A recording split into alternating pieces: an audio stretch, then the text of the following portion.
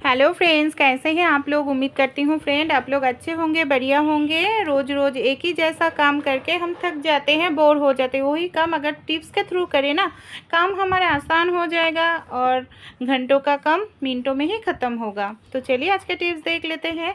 पहला जो टिप्स है इस तरीके का धागा के डिब्बे को लेकर है। कई बार हम जो धागा वाला डिब्बा होते हैं ना, एक साथ ही रख देते हैं फ्रेंड, धागा, सुई, बोताम। कई बार होता है क्या, धागा जो होते हैं ना एक के साथ एक उलझे हुए रहते हैं और हमें प्रॉब्लम क्या होते हैं, जो धागा का सर है उसको ढूंढने में तकलीफ होती है और धागा भी हमारा बर्बाद हो जाते हैं। हमारे घर में जो बिंदी होते हैं ना, जो एक दो दिन बार लगाने के बाद हम यूज़ नहीं करते हैं, वही वाला बिंदी ले लीजिएगा। धागा के जो सर है ना वहाँ पर अगर आप बिंदी लगा कर रखेंगे ना तो क्या होगा, धागा उलझेगा नहीं।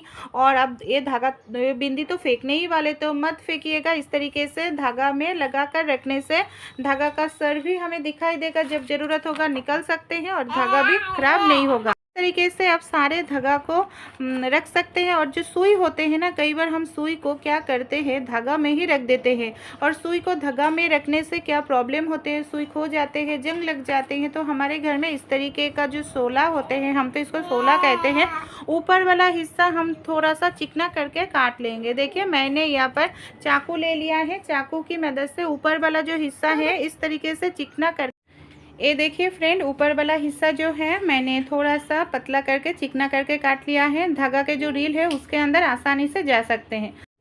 अब हम क्या करेंगे, हमारे जो सुई है ना, सुई को हम इस तरीके से ऊपर रखेंगे। जितने भी सुई है 3 4 5 6 इस तरीके से रखकर धागा के रील के अंदर सुई को हम इस तरीके से डाल लेंगे।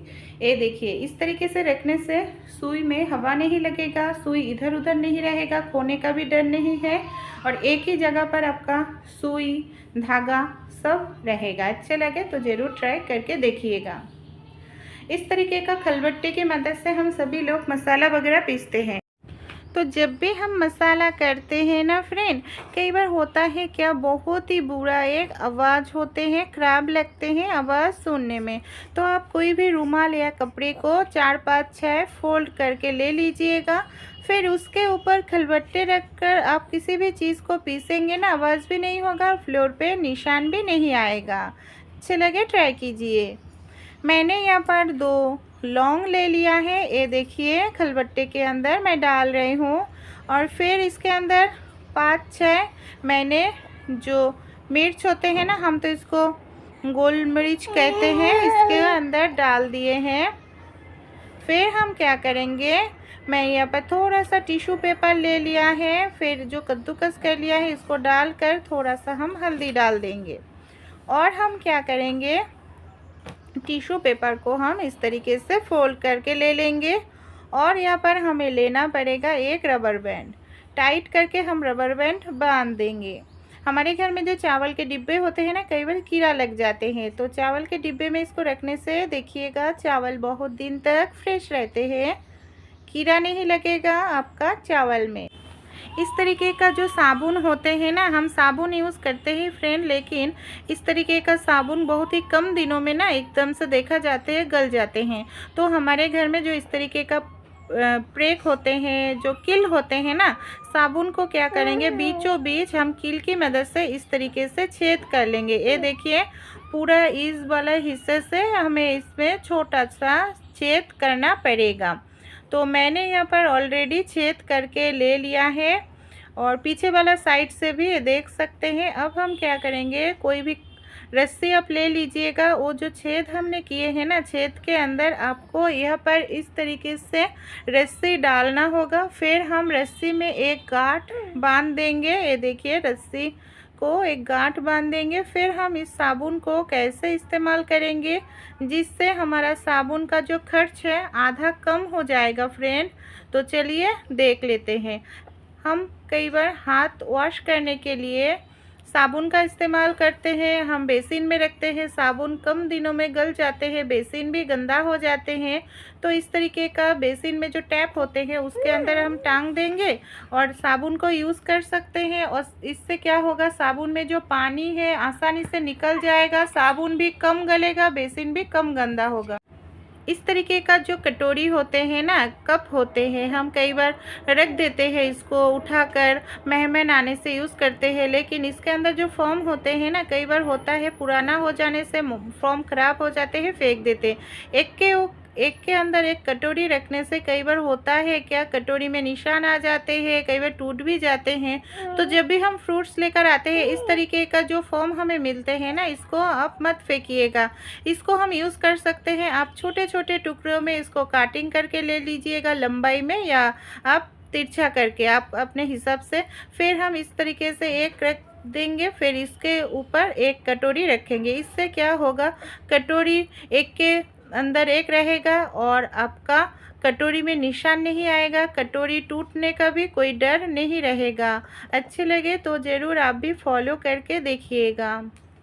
इस तरीके का जो कढ़ाई होते हैं ना, कढ़ाई में हम सभी लोग ही खाना बनाते हैं, लेकिन कई बार प्रॉब्लम क्या होते हैं, कढ़ाई में जो खाना बनाते हैं ना, खाना बनाने के समय या कुछ भी कचौड़ी वगैरह करने के समय कढ़ाई जल जाते हैं, और कढ़ाई साफ़ करने में हमें बहुत समय लगते हैं। कढ़ाई के पीछे वाले साइड में आप थोड़ा सा बर्तन धुलने का साबुन ले लीजिएगा, और साबुन को इस तरीके से आप घीस लीजिएगा। इस तरीके से घीसने से देखिएगा साबुन का एक लेयर कढ़ाई में आ जाएगा। ये देखिए, ज़्यादा साबुन आपको बर्बाद नहीं होगा, थोड़ा सा ही फ्रेंड। तो ये पूरा कढ़ाई के नीचे वाले हिस्से में मैं इस तरीके से साबुन लगाकर ले लिया है।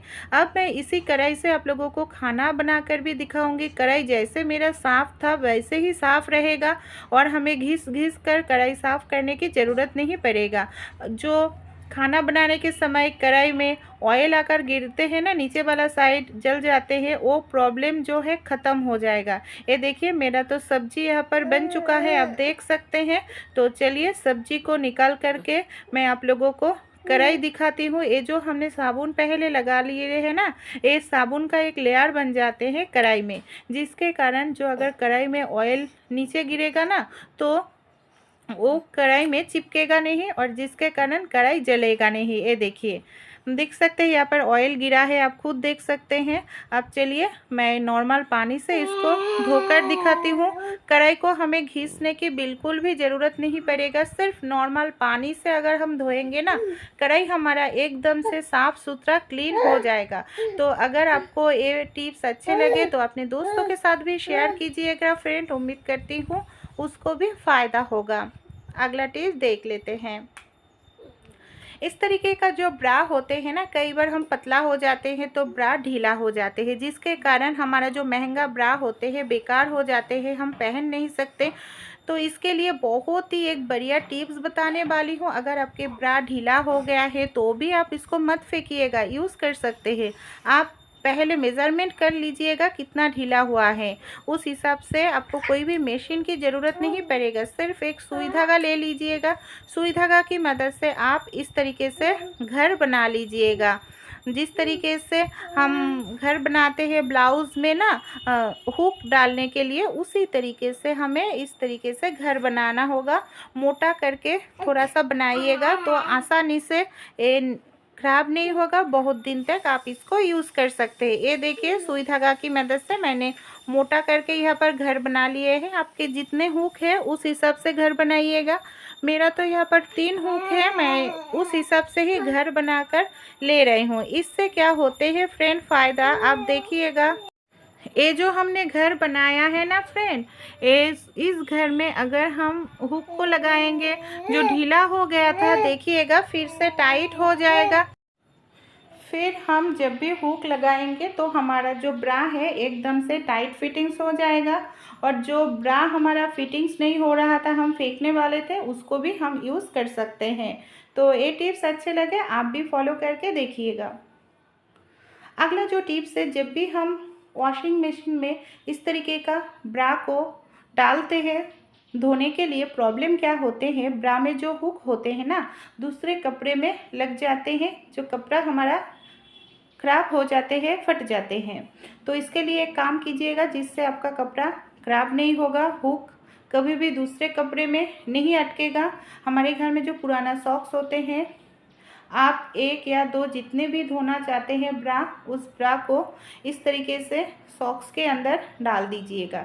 इस तरीके से सॉक्स के अंदर डालने से आपका ब्रा एक ही जगह पर रहेगा, आराम से आप धो सकते हैं, कोई भी प्रॉब्लम नहीं होगा। ब्रा का जो हुक है दूसरे कपड़े में कभी भी नहीं लगेगा और कपड़ा फटने का जो चांसेस है नहीं रहेगा। ये देखिए, मैं वॉशिंग मशीन के पास चला आए हूँ। अब हम क्या करेंगे, इस सॉक्स को डाल देंगे, दूसरे कपड़े के साथ भी हम आराम से इसको धो सकते हैं। अच्छे लगे छोटे छोटे टिप्स तो ज़रूर ट्राई करके देखिए।